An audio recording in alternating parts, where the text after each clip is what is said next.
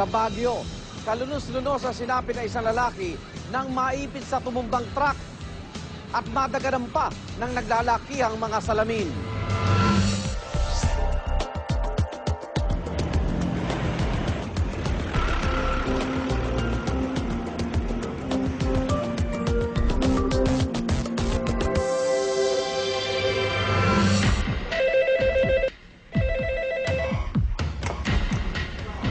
Good morning, how can I help you? 9:40 ng umaga.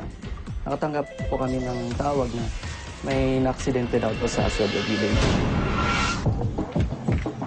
Ang sinabi, may nahulog, may naipit. Yun ang tawag sa amin.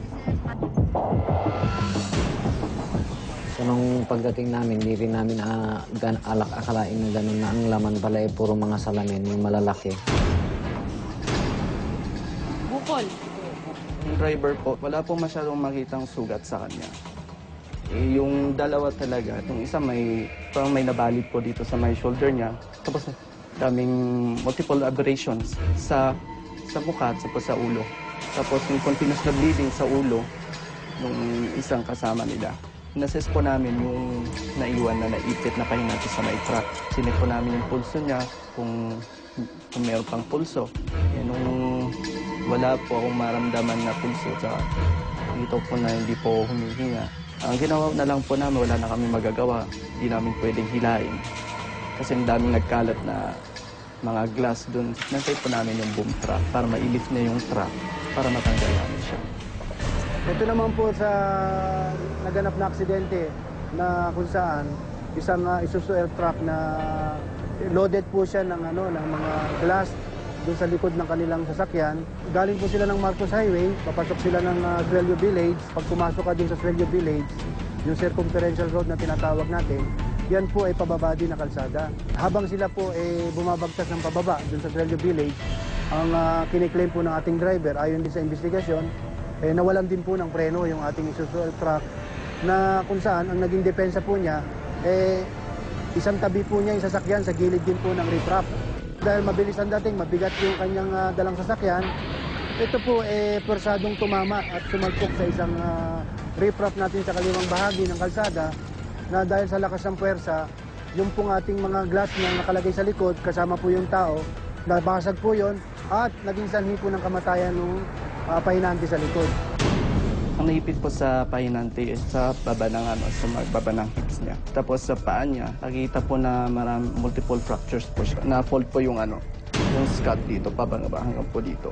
Kaya nakikita po yung skull niya dito. Agad pong nilagay na sa cadaver bag.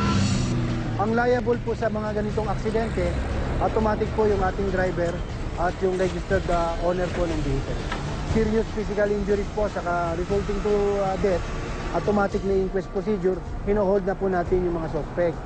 However, the following day, nung mag-execute po ng affidavit of desistance, na-release naman po sila, pinangako rin po nung driver at nung ating registered owner na sila po ang siguradong magbabayad doon sa mga ginastos nila sa burial expense po ng tao at yung mga medical expenses din po ng nasaktan na tao.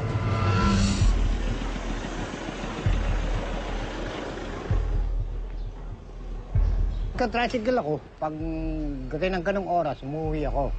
Pag bukas ko ng pinto, ba't ka nag-iiyak? Lumapit sa akin yung panganay ko. Sabi, wala na raw si Tato. Ba't wala? Nasa Baguio. Patay na raw. Siyempre, nasyak naman ako. Dahil biglang-bigla nga. Sabi ko, sana hindi na lang siya sumama.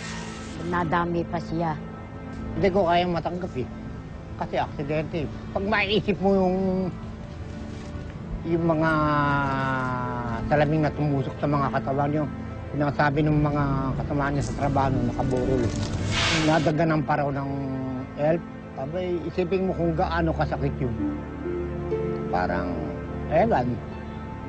Hanggang ngayon, di ko pa rin kayang matanggap na yung batang yan eh. Kasi junior ko yun eh. Buti pa ako na lang eh, dahil may edad na ako eh. Kaysa sa kanya eh. Nangihinayang lang kasi kapatid ko, batang-bata pa, 33 pa lang. Tapos hindi naman namin akalain mangyayari yun. Tapos kinausap ako ng amo ni Tato na kaysa namang ipaglaban, wala rin mangyayari. Eh di makipag-settlement ka lang kami. Wala akong sinisisi. Talaga siguro, oras na niya para kinuha na ni Lord.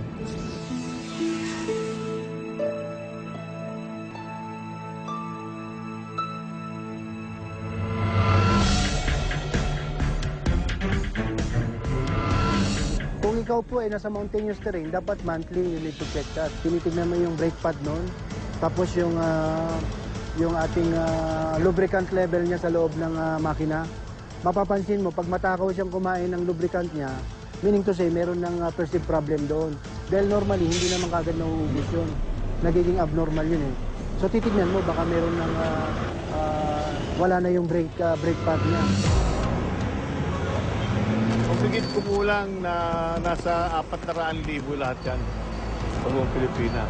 Unruly drivers. Yan ang pangunahing dahilan.